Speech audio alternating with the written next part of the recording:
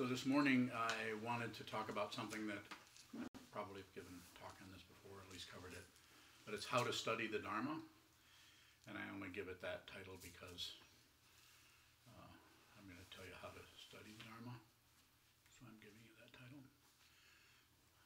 Does that make sense? Okay.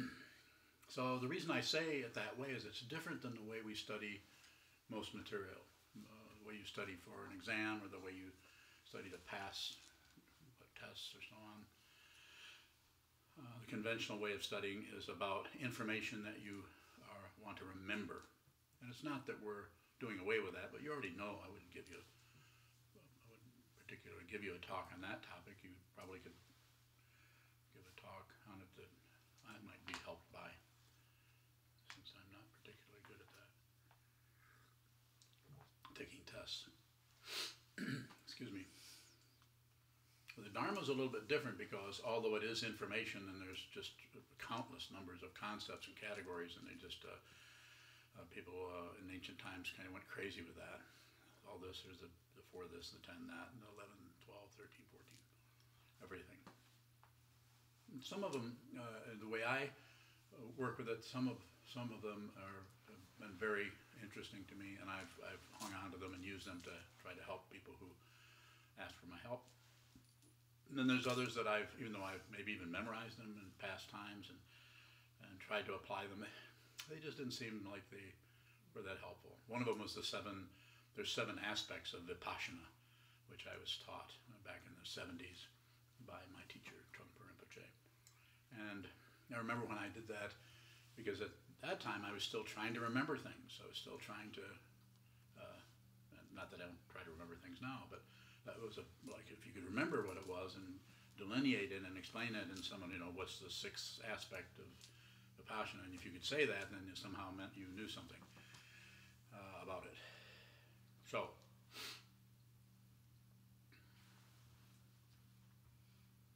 I think what I used since I'm very visual, what I used as a device to help me remember was excuse me, I thought of something that I could look at in my mind's eye, and then I would name different parts of it. I used a sailboat, and so I don't remember what any of that is now, but the mast was this part, that was the first aspect, and then the next one was the sail, and then I would somehow create some kind of visual representation of what that particular aspect of Vipassana or panoramic awareness, as it was taught by Trungpa Rinpoche, and also the whole Kagyu lineage taught it that way in Tibetan Buddhism. So then I would name it, and that way I could just look at the boat and I could see the different parts of it because I have a visual kind of memory. So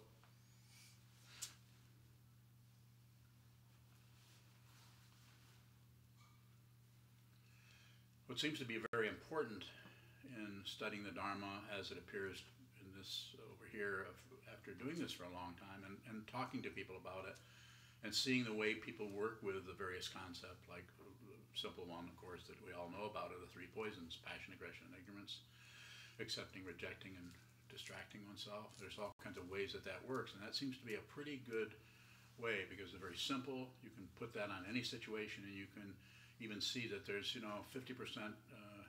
ignorance, 30%. I mean, you can actually use that, and it becomes a tool that you can actually apply personally in a way that maybe someone next to you wouldn't think of that at all.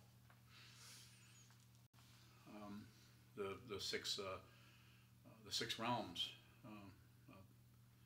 of the hell realm, hungry ghost realm, animal realm, human realm, jealous God realm, and God realm. Those are interesting ways of looking at the mind and the way we move from one realm to the next, or one way of describing the state of mind.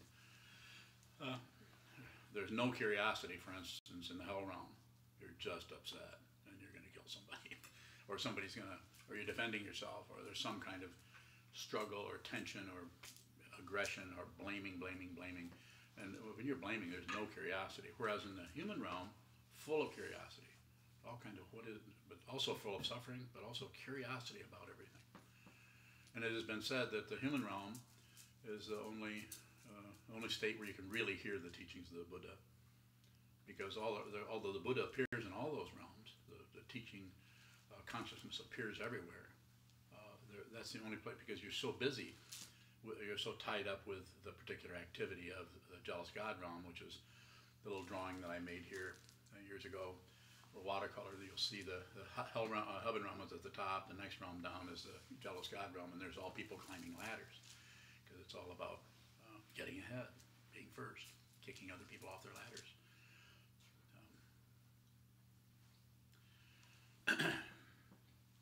So the part about this that I want to really emphasize, that isn't emphasized enough, especially in the way that I wish that, hope that people will do this, is the Sangha part of it. Studying with other people, someone else, all of you here, I work with everyone here as a teacher, a student-teacher situation, so I would say study in this way.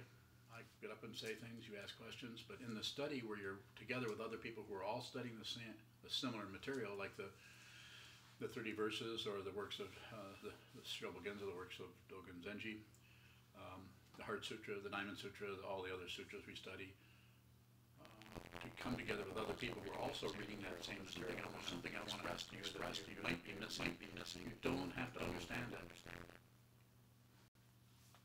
Understanding is a standard you're setting up for yourself, and it actually prevents you from entering that material in a deep and profound way.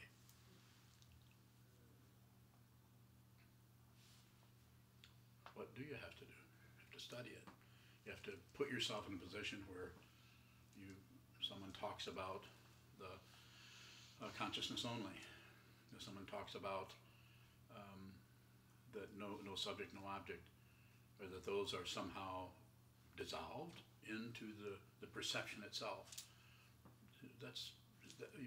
We're actually using the concepts to begin to go beyond the concepts. So by understanding the concepts or the platform, as long as you've got a chunk of wood, you're going to be able to float. You don't really need a battleship. Some people build battleships. I call them scholars. It's not a criticism. It's a descriptive complaint. So no, and I have nothing against scholars. It's just that the only thing that scholars is a little bothersome is that they think they know, and thinking you know is not knowing in the way that it is not actual wisdom. They can talk circles around wisdom and point to it. Even my son, who is a scholar, who I doubt that he's watching me, but might be. If he is, then hey. But he's very engrossed and he has just got his PhD, and he's very sure. We haven't had too much of a discussion because he just tells me stuff, doesn't ask me much, and which is fine. He has a teacher, so I'm not concerned with that. But knowing how something should be done gets to be it kind of covers up what needs to be looked at. So anytime we have opinions or ideas or concepts about something else, we've actually stopped investigating. We stopped looking at it. It seems to be necessary to know and to know deeply what something is. This is why the arts are so powerful, because even though you're an artist or a writer, that you never get that utopia never happens.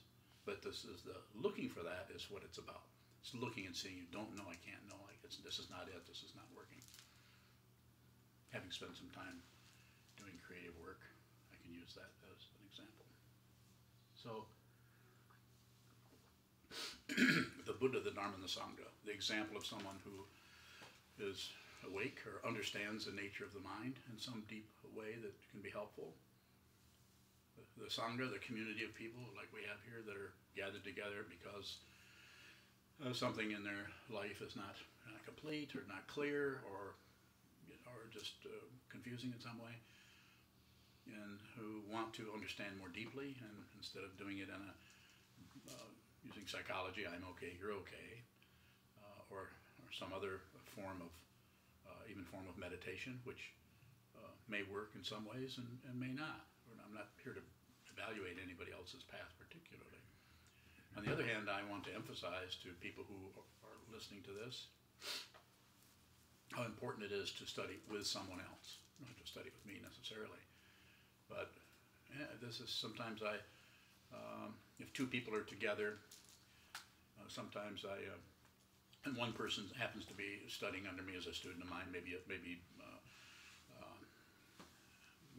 officially, or they just happen to be hanging out. Sometimes if they're studying something, I'll say, why don't you say, is your spouse or your husband, wife, they're not meditative? No, they don't meditate. I meditate by myself. Well, you could ask them to help you with this book. Usually,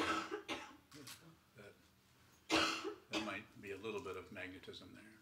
Say,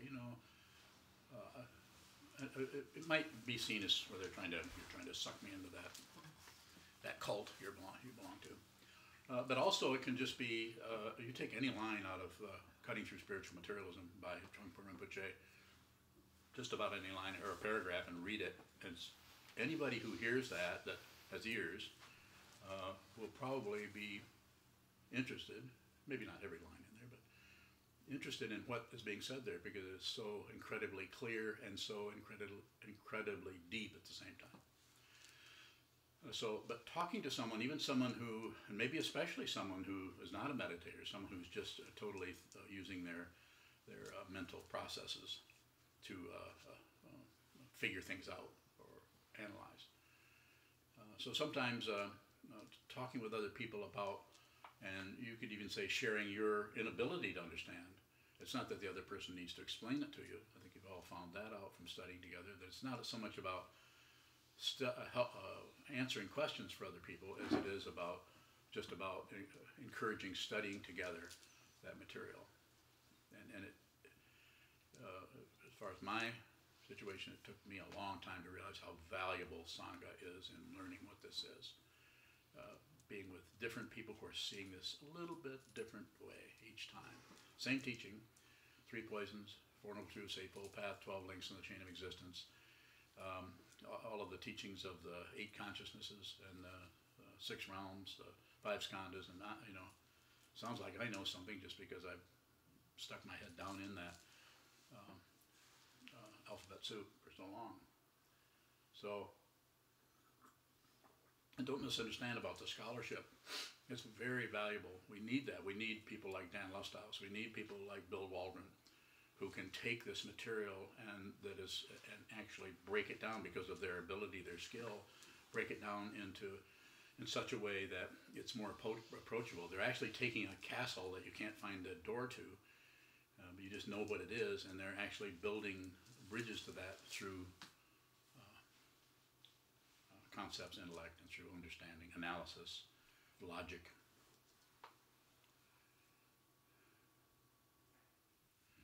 And you may need more support in that area for your insight to arise. It's so complicated. It's so each person's karma. Look, if we just trace back and see how you even got in this room, everything had to be lined up exactly a certain way. If anything interfered, it would take you, you would have moved to Oregon in the 1950s. You wouldn't be here. And especially if you weren't born then to move to Oregon when you're not even a human being yet is it's going to make it difficult for you to get into this room. So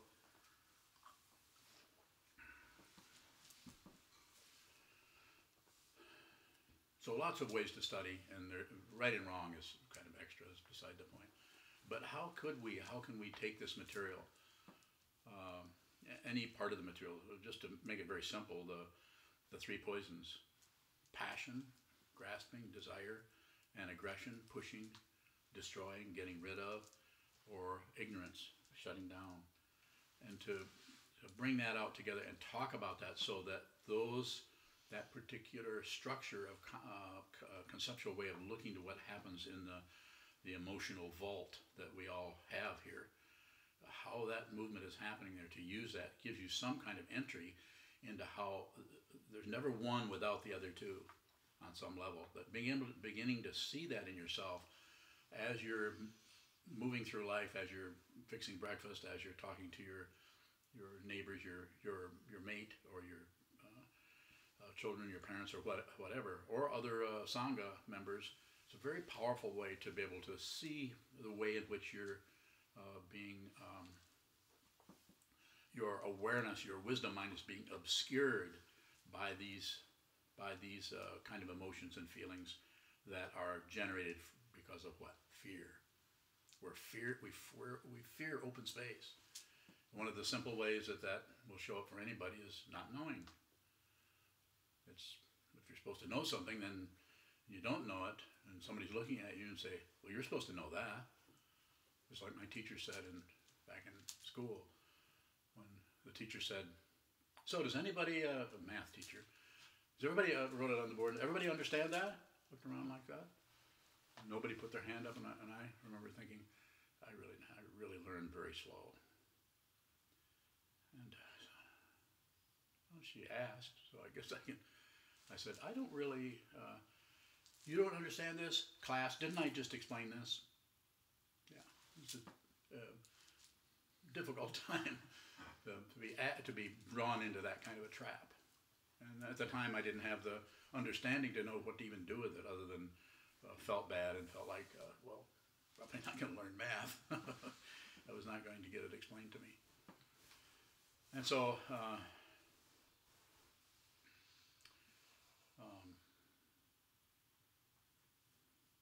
studying the Dharma together will, when sometimes people will say to me, I really don't understand this, whatever Dan Lusthouse's work, or Bill Waldron's, who are scholars, and even Red Pine, Bill Porter, when I was asking him about what we could study about, I don't remember what my question was. Do you remember? So what's a good thing to study to understand the Buddhist unconscious? I don't remember the title of Dan Lusthouse's book, but he recommended Dan Lusthouse. But he also warned me. He says, this is really, I can't remember what his words were, but this is really difficult material. And I thought, yay, this is what we need. I don't understand it. I often say when we're I deliberately don't study it, so that when you study it, then I come in and I'm as confused as you are initially by it. Maybe not initially, but maybe as we go along. Maybe I really don't get what's being said conceptually. But it seems to be what seems to be important is that you're studying it. What seems to be important is the community. What seems to be important is that you're actually interacting around that material that is actually pointing away from itself.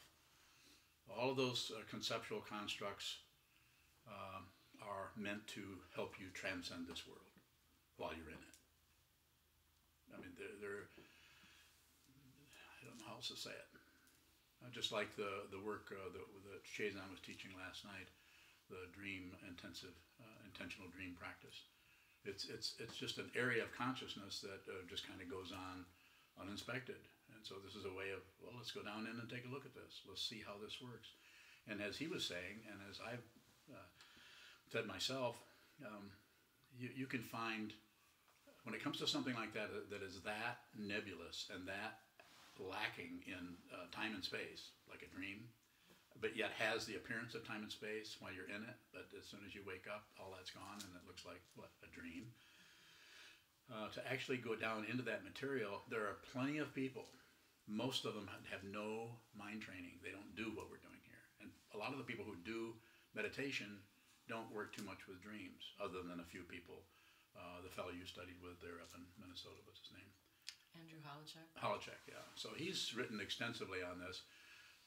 And that's something, one of the books that I recommended that Sokuzan study in preparing for this, along with another 10 or 12. But everyone has their kind of opinion and idea about it. We should still study it. It's just that you don't have to believe or disbelieve anything. I really mean that. It's something I emphasize a lot. Don't believe in Buddhism. Don't disbelieve in Buddhism. Don't look away from anything. Awareness. It's always awareness everywhere. And so you don't have to accomplish, get somewhere else. What you're looking for is right here. It's always here. And that's, you might say, well, how's that going to help me? I feel like crap. probably say, well, you look like crap, too. Or maybe not. Maybe I would say that. Or maybe I would.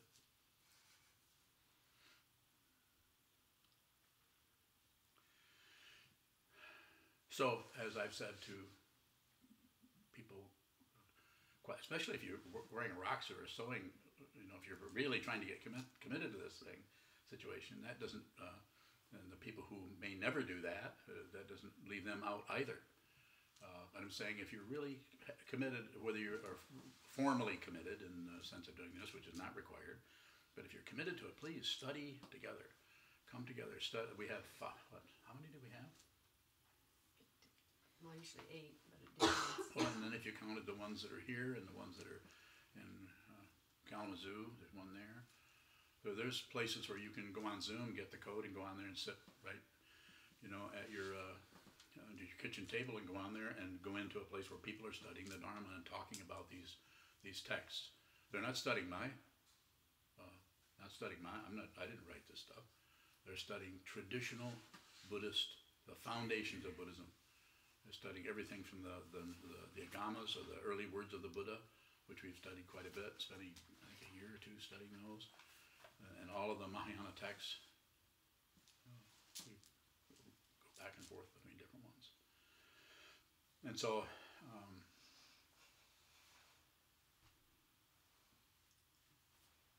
and then I wrote some guidelines for how to do that based on doing that with groups of people for several decades, and seeing slowly over time what's really the best way to get together with a group of people and study the material without there being a teacher there.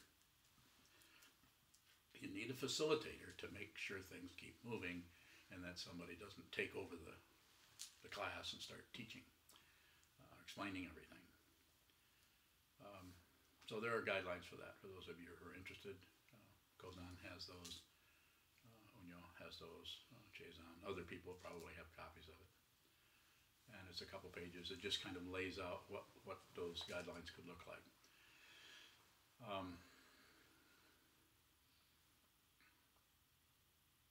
Any questions so far? Gary? The passion, aggression, and ignorance is often called the 3 poisons. My question is it and you always say there's really nothing to change, it's all about awareness. Mm-hmm.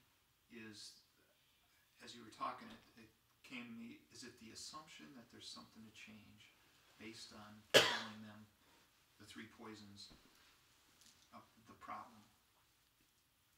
It feels like a problem to me. So that's the way the ego shows up. It wants something else. And even if you get that, I'm sure you all have noticed if you want something else and you get it, then something will show up that may sound familiar to you. Well, that's not exactly what I wanted. It's close. I don't mean to be ungrateful for that bag of chicken wings, but it's not exactly what I wanted. I really wanted chicken thighs. So it's that kind of a, and it will switch, it will change so that it's like there's some kind of internal saboteur that won't let you, allow that to happen, because you are the person who can never win. You can never get your heart's desire. More about that? There's almost a preloading of the idea that something needs to change based on them calling the 3 poisons, and so we're always looking for a change. So yeah. I'm wondering if that's the place to look, not necessarily at changing anything. It's the idea about that. Do you follow what I'm saying? I think I do. All you have to do is, it's about awareness. All you have to do is watch the way they work. If you jump on board and try to hold one down or fluff one up or do anything with it, you just continue. It's like you believe in the circus. You're just going to keep on kicking the wheel and climbing the ladder and waving the flags. You're just going to keep it up with some kind of agenda about, well, if I do this enough, somehow this will go away or I'll win. But the first noble truth of the Buddha is life is suffering. He didn't say part-time. Life is fundamentally We have all these nerve endings that are extremely sensitive. Every one of the sense fields is highly sensitive. And so when these are tickled, and then they're fine. And when they're ignored, maybe they're fine. But when they're abraded or attacked, then they start erupting, and then they flow into that part of the consciousness that is not the first six, but is the seventh, just a way of talking about it, which is the one that thinks there's something to protect, thinks something is wrong, and is paranoid, and is Trungpa Rinpoche called it the bureaucracy of ego, some kind of a government situation where there's guards at the gate and everybody has their passport inspected. And then, of course, he said the next one, which is the one you were alluding to, is, and the cause of that is we want things to be other than what they are. It's such a simple situation that it really takes a lot of contemplation to see the way in which that really does work. You could spend your whole practice life on the Four Noble Truths.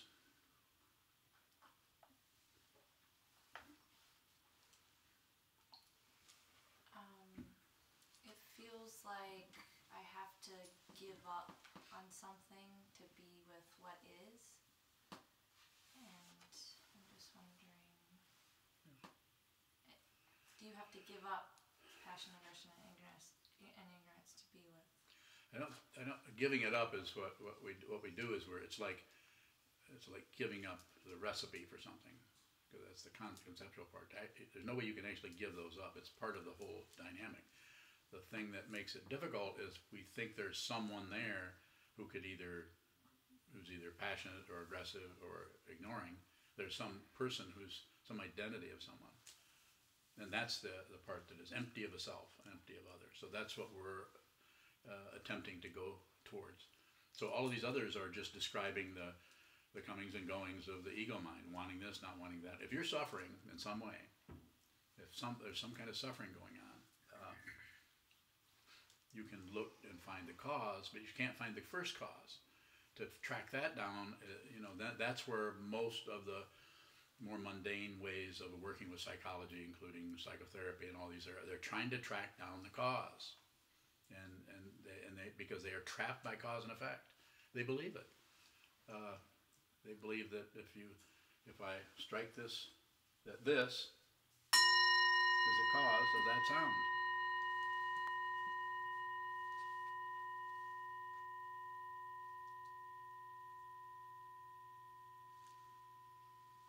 It's obvious a lie. This didn't cause that. What caused that? This had something to do with it. And where did this come from? And then where did that come from? If you're actually going to use a linear path to find out cause and effect, then do a thorough job of it. Look back through the 12 links in the chain of existence. That's what those are about. Starting with sickness, aging, and death, and then go back to birth, and then go back to becoming, and go back until you find where the grasping happens. It's just a set of concepts. And you may or may not have to go through that conceptually. You could just see that there's whatever's happening, you cannot see the complete picture unless you stop separating whatever is happening from everything else, including this. Once you see that there isn't anyone else, then there's a profound appreciation for everyone, no matter how crazy or confused they are. Is there anything important about, so in the awareness of passion, aggression, and ignorance, is there anything important about discriminating which one of those is occurring? A little bit. So you would, there again, the situation is very situational. So it's necessary, it's easy to see aggression, going out blaming or aggressive behavior. And it's pretty easy to see passion, grasping or clinging or justifying or coming up with a big idea around something to justify it or condemn it or explain it or analyze it. Analysis looks very analytical, very scientific. It's just flooded with grasping and passion. Flooded with it. So the hardest one, as you've heard me say before, is the ignoring one, because you can't really see that. You kind of might see it after the fact, where you just looking back on something, you realize you really ignored some particular thing. So the importance of discriminating, how is it helpful What? to know which one, to identify which one? Does that increase our awareness of that, or does it? I don't do either or. Straight question. Because if I do either or, then there might be something else. I would have said, actually, strawberries. You didn't give me that option. But you're going to give me a lead just then. What? I thought you were going to give me something to grab onto, and you didn't. Oh, I didn't. Well, strawberries are all right. Strawberries are If good. it's not a fasting day.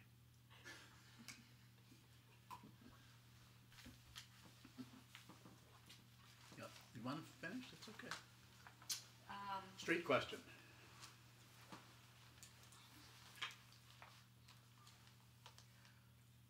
Would knowing whether I'm ignoring something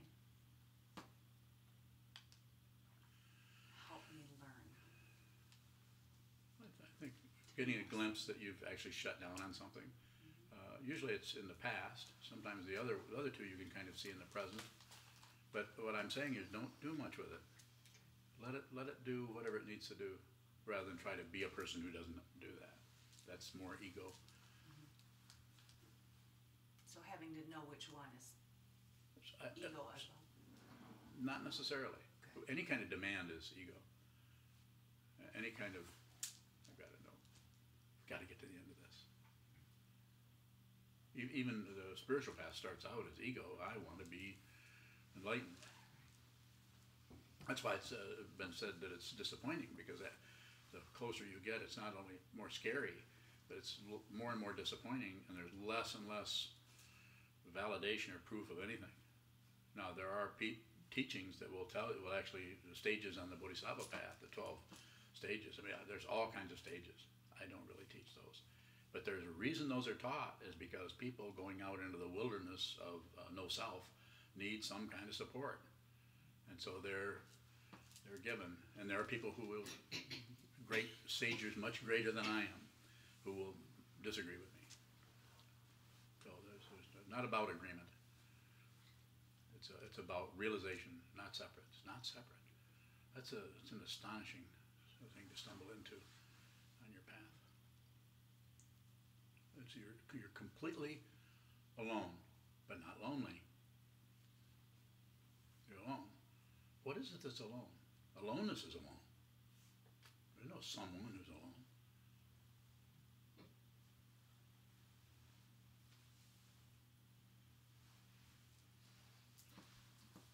How is awareness experienced by a meditator? Or, wait, how is emptiness experienced? How does awareness experience emptiness? They could do it in lots of ways. They could experience it as fullness. They could experience it as, not knowing what to do. They could experience the emptiness could be filled up with fear. The emptiness could be filled up with doubt. So it would be, it's the fear of emptiness that gives us difficulty. Emptiness itself is, the actual emptiness is completely filled. And what is it filled with? Not separate. Everything. Everything's included. There isn't a leaf that isn't included in emptiness. But the inclusion part is a relative way of talking about something that needs no comment. If you see it, it's like I often use Kobin's translation of the Heart Sutra mantra: falling apart, falling apart, falling apart. Nothing to do. There isn't anything else. If there's nothing to do, there isn't anything else. That doesn't mean you don't eat or sleep or talk to your friends or have some tea, win an argument. More? Is emptiness no action?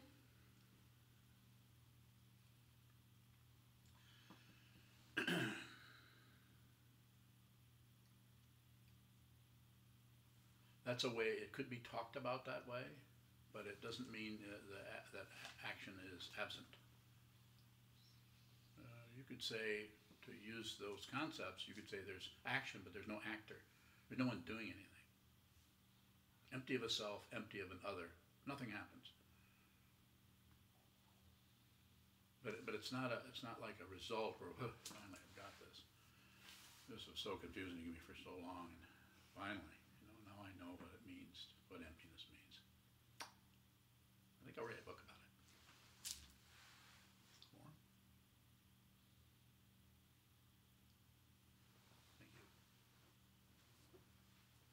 Sometimes the practice that we have on the cushion of just receiving, taking that into life,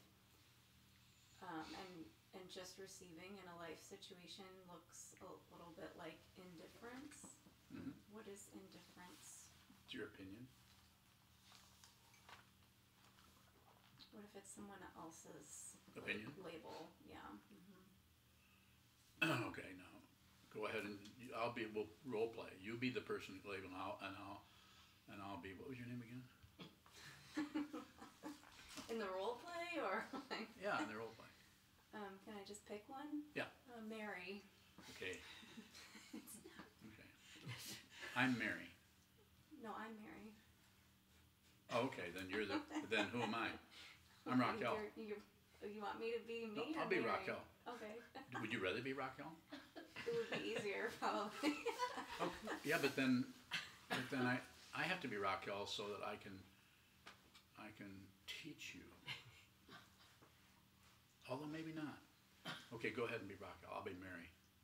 Well, it looks to me like you're just being indifferent to everything. How's that? Is it like that? Yeah. What are you going to do? Sit down, face a wall? What's that about? What's that going to get you?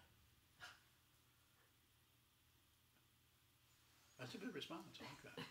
Now you say it to me now. What are you doing? Just sitting looking at the wall? Yeah. What's that gonna get you? I don't know. You don't care about what I'm saying to you? I really like you.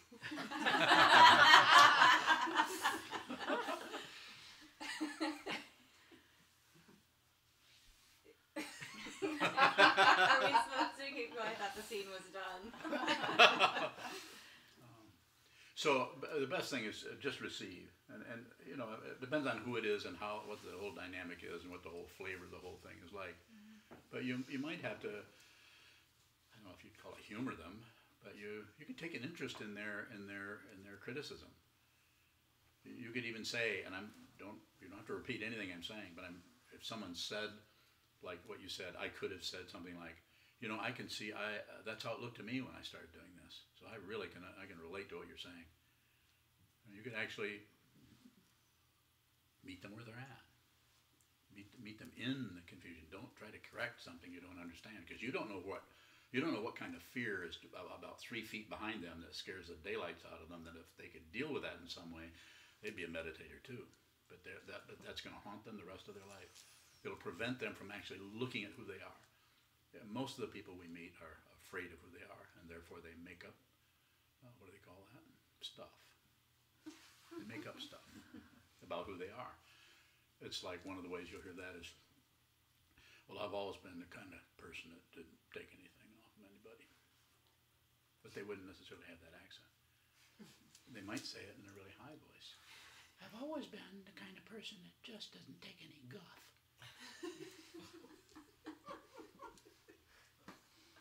You ever met anybody like that? A couple. So people always have some alternative way of functioning, and they'll do it the whole life. And they'll fill it up with all kinds of everything, groceries and TV shows and a family and everything, but their life is filled up with an artificiality that is not necessary. You can be genuine. You can fundamentally, genuinely live your life. And to someone looking in, it might look totally boring, but to you, it would be completely full of what? Your life. Trees, houses, buildings, people, dogs, cats, mice, birds, lizards, all that. Yeah. So when someone comes to you, you could look, take a minute and look deeply. If you, it depends on who it is, but if you someone you know really well, you can see the suffering right in their question. They're suffering, and this is why they're looking for somebody to blame for something, and criticize someone. It takes the heat off from them for 10 minutes because they're blaming you. Now, I'm not accusing them of anything particular. I don't know. It would have to be different with each person, probably. But don't take any guff. Is that a word, guff? I think so. Yeah, 1940s. Probably guff. Anything else? Not right now. Thank you. Question? Kind of going on what Anne was saying, Mm-hmm. when we learn the concepts, I know what? when we learn the concepts like passion, aggression, ignorance, the four karmas or something, and those might come up with situations that we hadn't considered before. But now the concepts are coming up and identifying or solidifying situations, maybe. So how can you use the concepts to not further polarize what's being looked at? Give me an example. Let's say the four karmas, pride of self. So everything that comes up, it's That's like, the four aspects of the seventh consciousness. Four karmas is something totally different. Four karmas is a pacifying. oh, okay. So what's the one of the four aspects of ego? What's that Just, called? I don't know. What do you know? Okay, Anybody know? okay. So Yeah. that's what I was. Yeah, I would talking flunk the test. about. So see, I lost the concept. Well, what you just, Let's it's just say misnaming. that's Passion, all. aggression, and ignorance, like we were Well, talking you can about. take the pride of self, reference, self-regard, and love of self, and the fourth one I was forgetting. Confusion of self. Could be. Let's use that one. You could actually make up your own. You come in and see if it's about self. There's all kinds of ways in which we, get further that further ingrown toenail of me, and my stuff, and I'm not. People don't respect me, and I don't get enough credit, and I don't deserve this, and all those things. Go ahead. So let's say you've learned that, and now you didn't see something. Now you think you see something that matches the teachings, and so you're taking that teaching and plunking yourself over the head with it. Wrong. How do you There's not? nothing to correct, but wrong.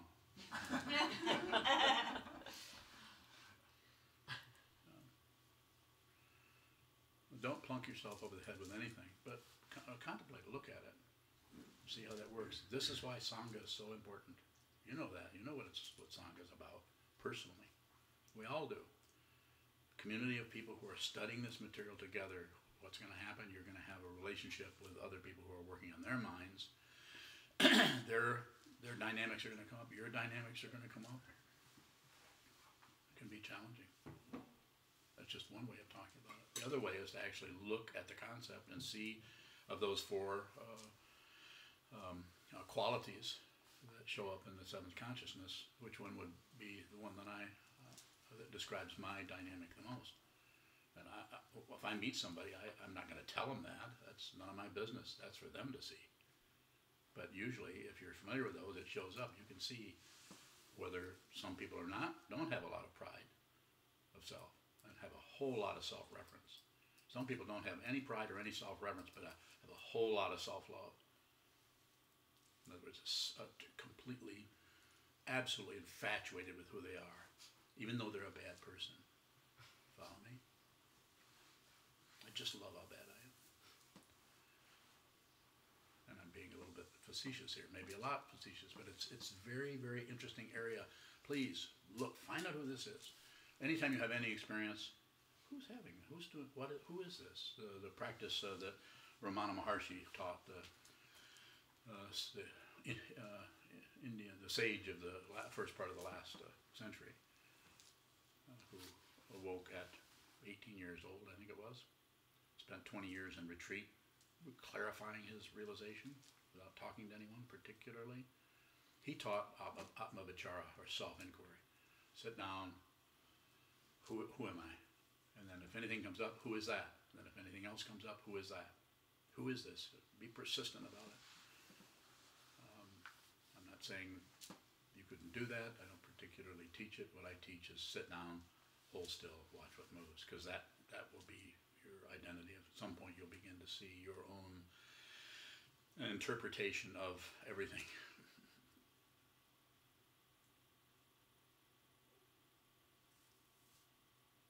Gary? Earlier you're talking about the difference, right, exactly how you worded it, being alone and then feeling lonely, and it was the ego that felt lonely.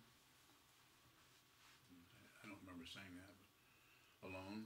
Lone. Well, at first you're I don't know, how did I say it? Anybody remember?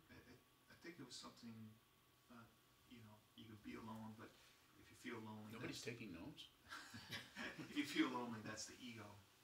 Yes. I was wondering if you could talk more about that. If you feel there aren't any separate beings. They're separated, but they think they're a lot more separated than they are. So if you look at other people and talk to them for a little while, you can see the way in which they are enamored of themselves in some way, and of themselves, what they do, and what their ideas and there's some kind of fixation going on into what they think is appropriate. Even other people practicing Buddhism or practicing spiritual path really think they're correct. So, and they have all the other people around to kind of support them. Yeah, that's why I ask you guys to give me your approval. You've noticed that? I'm always looking for approval. Yeah. What do you think about what I'm saying? Is it okay? I mean, does it seem like Buddhism, or am I just making this up? Or so when you're alone, though, you're alone. If you're teaching out of this understanding, you're teaching out of emptiness, out of alone. There is no position. It is possible, very possible, to function the rest of your life without believing anything, without disbelieving anything, without ignoring anything. This doesn't mean you're going to be aware of what's happening 3 blocks away, and it doesn't mean that you won't reach for a peanut butter sandwich and be thinking about something else and not realize that you're grasping at something. I'm not saying it's gone, but there's no grasper. There's no one who's missing anything. You're not missing anything. There has to be someone here for you to be missing out. Would that person feel lonely? Unless they realized who they are, that they're not separate from anything, then they might feel alone, but it wouldn't be a problem. It would just be reality. And they would be alone until they're not separate. If you realize this, then you're not separate from anything. How do you put that into words? Is there a poet in the room? So how do you express?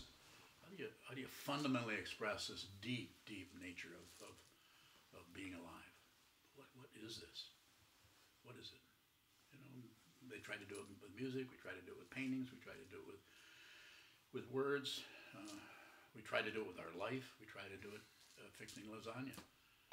We're always trying to find out how can we really express this in a fundamental way that's honest, straightforward, not pretentious, and doesn't necessarily enhance our narcissism or get rid of it. You don't have to get rid of something that's unreal. So you get to be narcissistic.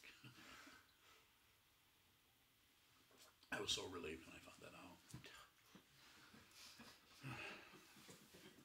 I get to be the egomaniac I was born to be. Here I am, just full of myself. Pretty obvious.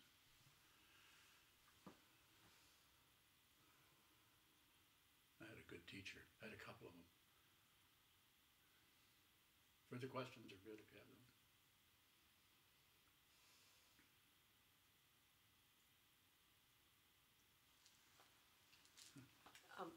Sometimes when we're studying the more challenging texts like Meditation on Emptiness with Jeffrey Hopkins or Dan Listow's, I think it was Buddhist Phenomenology, it feels like we get stuck. As a facilitator, it feels like, okay, how should we push forward? Should we? That's awareness. It's just awareness of working with concepts. You're going to feel stuck. You're going to feel that someone will say something. You'll say something. You'll think of something. You'll move ahead a little bit. So, what's the question about?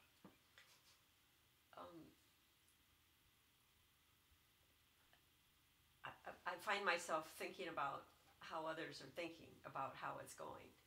You do. And In other words, you think about what people are thinking? I do. Nice. Well, you do have company then. You have your So thoughts about others. I do. Yeah. What's your question? Is it doing a disservice to just kind of move on, Mao on? yeah,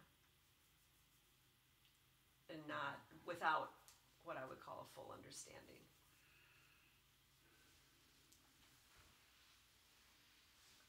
I think in that situation, as far as I understand what you're asking about, we would move on with others, so we wouldn't move on without them. So, simply put, you say, I don't understand this.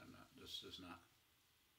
I don't understand. Do you think we should go back and reread something, or you could ask others see where they're at. So this is respecting others' study dynamics. Is that? Yeah, and I think part of it too is that it feels like, especially with Jerry Hopkins' Monday Night Meditation on Emptiness, it's like, it's a 900-page book on emptiness, and we're on page 70, I think. And so it just feels like each chapter builds, and so by the time we get to maybe page 782, there's going to be a lot of things that have gone before. But if we continue to just read the material without really understanding it, then what's the value of finishing a book or pushing forward? I didn't say you had to finish that book. You can't finish a book. What you could do is start over. Go back to page 1. Study it all again. Read it all again. You don't ever have to finish that book. That's a really powerful book that will help you. You may not feel like you're getting it or understanding it, but it works a part of the mind that very seldom is, massaged or related to, a part of the thinking process. And so the feeling of not getting this actually is awareness. So there's a success and failure. Those are mundane ideas. The spiritual path we don't use that. Even though we teach it by saying Buddhas and sentient beings, or we saying enlightenment and delusion, but they're also not separate. But there's also something about that text, perhaps, and that there's, even though I don't always understand how to follow the logic that he's presenting, there's something very magnetizing about it. What is that? You like it? I do. Yeah. And I guess I'm looking for why do I like that book? I read it with someone else, with a couple of people,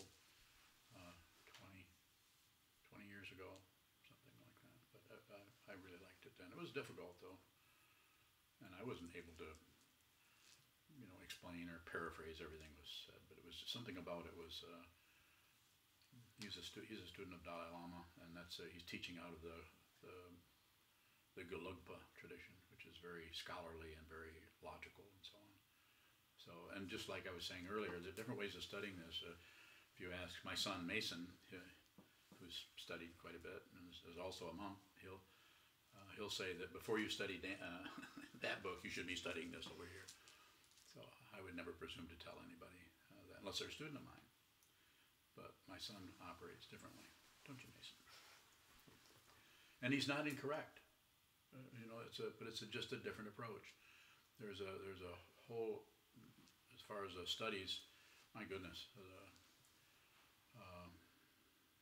Tibetans laid out. They had plenty of time up in the mountains and those caves and everything, those monasteries way up there where they didn't have anything but yaks, and these books. Big long books, you've seen those. So A yak, a book. Yeah, acts and books. So, I mean, there's the whole Abhidharma literature. There's all the teachings of the Buddha. There's so much you could be studying. So I just think this is not because this is the only book that's out there. It's just and I think he's written probably 20 books, but this particular book written I think in 1987 was it? 85. So it's just a powerful book. Has anyone you study that with us? Anyone else join in with that book study? Is it Monday nights? Yeah. If you want to see what that's about, join in on Monday nights at 8 o'clock. I have a copy of the book here. Yeah. So, but that's what I was saying initially. It's not about gathering information. So, okay, I got this. Although it's available, if you want to try to memorize what he's saying, you can do that. But it's not just about getting it so you can pass a test on it. It's about just exposing yourself not only to the material, but to the way that is constructed, so that your mind works with that. Then you should spend time even more time facing the wall. Yes. I think the fear for me is that I don't think logically like he presents it, and so I do feel like I'm missing out. Or not. I don't either. It was a very intimidating book for me when I first started reading it. The intimidation might still be there, but there's no one being intimidated. So this is why it's so important to just find out who you are. Find out fundamentally who you are. If you feel intimidated, or if you feel fearful, find out who's fearful.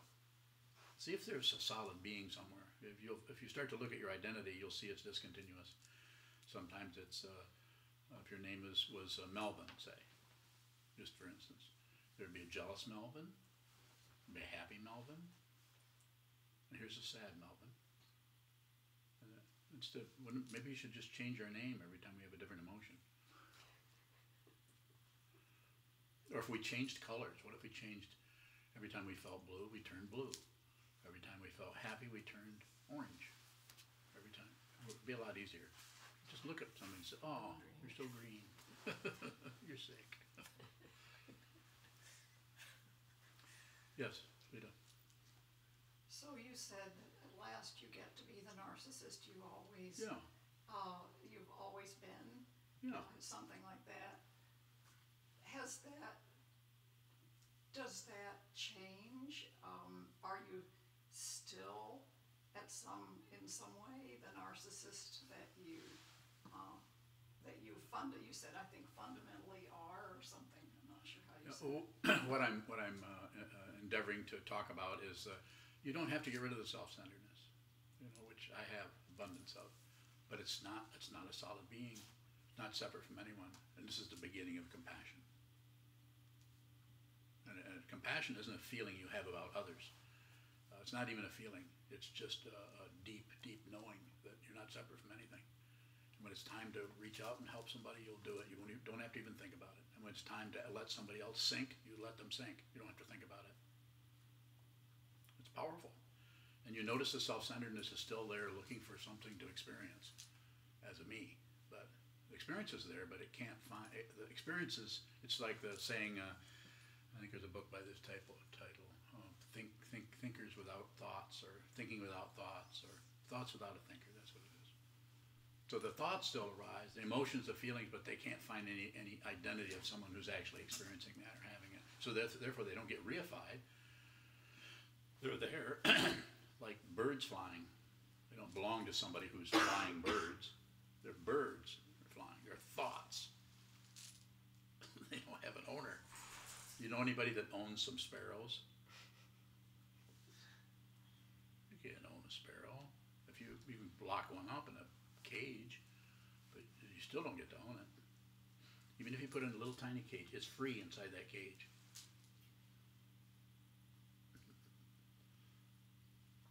Is that anything further on that? Because that's an interesting area. There's still the self-centeredness still functions. But that was the thing that was so difficult for so many years. I couldn't get rid of that. I couldn't stop it. I couldn't stop being, I could see how incredibly self-centered I was. And it wouldn't go away. It wouldn't dissolve. It couldn't meditate it away. You couldn't do anything. So it requires realization. I'm here to help you with that. I don't care whether you're a Buddhist or not. helps, I think, because it gives you a structure. But necessary to look at, see if there's someone there. And you'll know more. I don't think there's any more. Yasmin?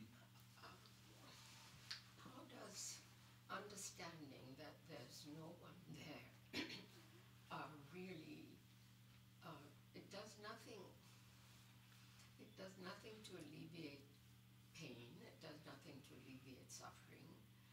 It just says there's nobody there, but you're still feeling the pain. I mean, I know that today I feel this pain, tomorrow, that there isn't anything that's substantive about me. I accept that. But, I don't accept it. well, good for you. I mean, I guess I walked into that one. but how, but what is it all about? Emptiness. That's the fundamental teaching of Buddhism, is emptiness, but it's not an emptiness that is relatively empty. It's empty of your thoughts about it, your emotions about it, your feelings about it, your thought. Anything you add on, here it is, and you add on. You don't have to do anything with it. But it doesn't help you as a human being living in this world. It still causes pain. It still causes thoughts. It still causes anguish. I can only think of these terrible words. I guess it causes joy, but I'm not particularly joyful. so what is the purpose? I don't get it. Alleviate suffering. How? Just keep working with it. It's the teachings of the Buddha. Here's the first words out of his mouth, as far as we know. Life is, I know you know, but listen to what that means. Life is discontent, suffering. We have nerve endings. There's no way you can avoid the suffering part. The pain part actually is the part you can't avoid. The suffering part is kind of extra. You have the pain and then you're pissed off about it. You add on to it. Just continue. You're on the path. Just continue. Keep practicing. It's like it's like being on the side of the mountain and complaining because you're not at the top yet. I'm not saying you're complaining, but I'm saying, I'm looking at. I can see you. Doesn't give me a bragging rights or anything, but I can see you. You're here. You're a student of mine. I'm a teacher of yours, and so my intention is to help you. And my intention is not to meddle with you or correct you or get in the way of your understanding. I want you to understand now. And now is always now. It's never then. If you think now is then, this is confusion. There isn't anything else but this. You don't wake up in time. You don't wake up outside of time. Space and time are extra. They're just ideas to help us manipulate an apparent world. It's called materialism. You're already awake, you just don't know it yet.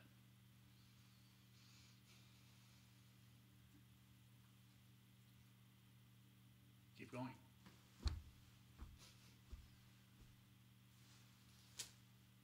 Yes, keep doing it. And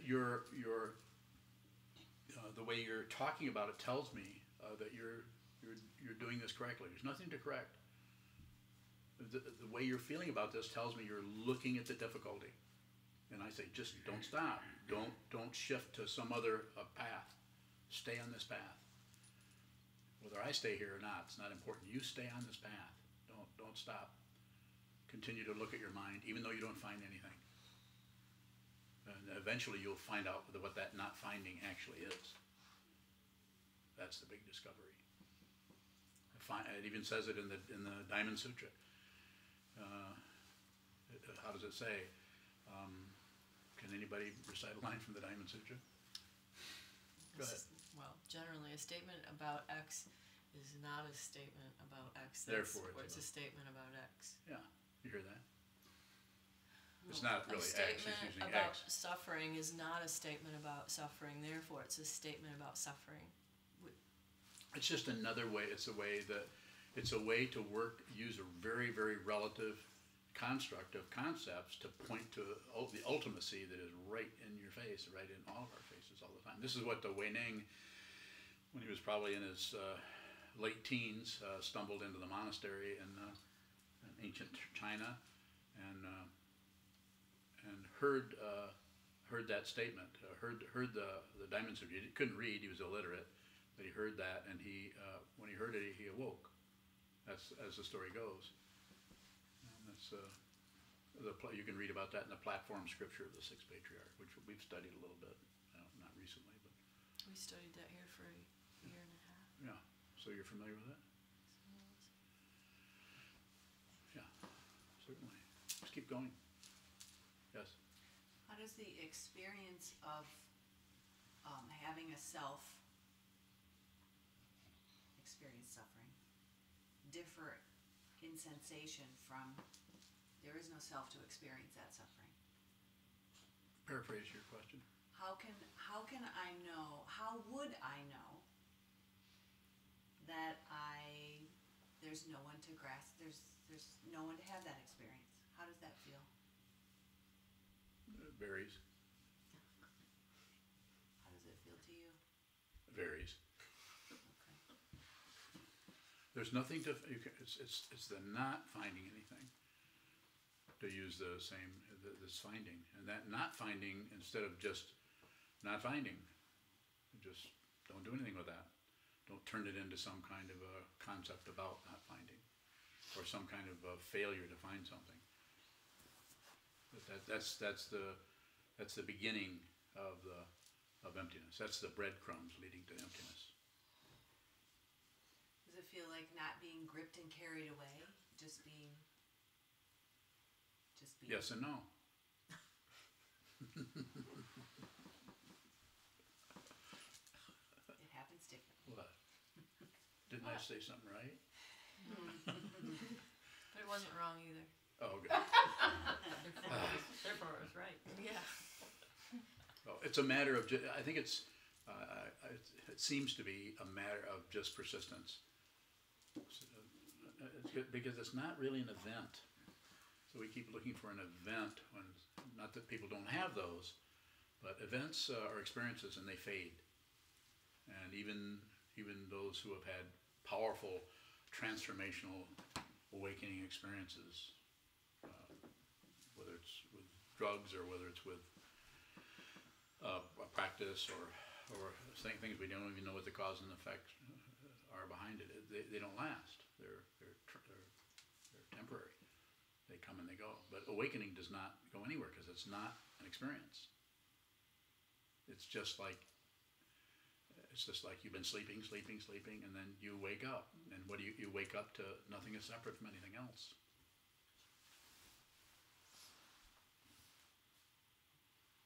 Do that. I'll help you. Yes. What Kozan was talking about, what teaching was that with regard to how the... Diamond Sutra? No, the one before that, with regard to how the self-referencing thing... Four ways, the seventh consciousness shows up. Yeah, that's the Where is that? What's the name? eight consciousnesses. Yeah, go ahead. What's the name of that teaching of the 4 ways of ego manifests? That's the klesha mind of the 7th consciousness that is in the context of the Yogacara teaching of the 8 consciousnesses, the first 5 sense consciousnesses, the 6th of the mechanical thinking process that synchronizes the first 5, and the 8th or the storehouse consciousness where everything is stored, and then the 7th that is the ego mind that thinks that something needs protecting, something needs advancing, and something better get its way. When that's gone, it's like all those others. Then there's a lot of flow goes back. Then you're not concerned. It's called it could be called fearlessness because nothing is particularly a problem. It doesn't mean that if suddenly you see you're trapped in a burning house that you're not you don't want to get burned. Doesn't mean you're kind of some kind of so stoic that it's not about that. The nerve endings are still there, so there's still that kind of thing going on. But there's no extra stress or pain or imaginary junk going on about something shouldn't be happening. If it's happening, it's happening. There's no second opinion there. Yeah, certainly.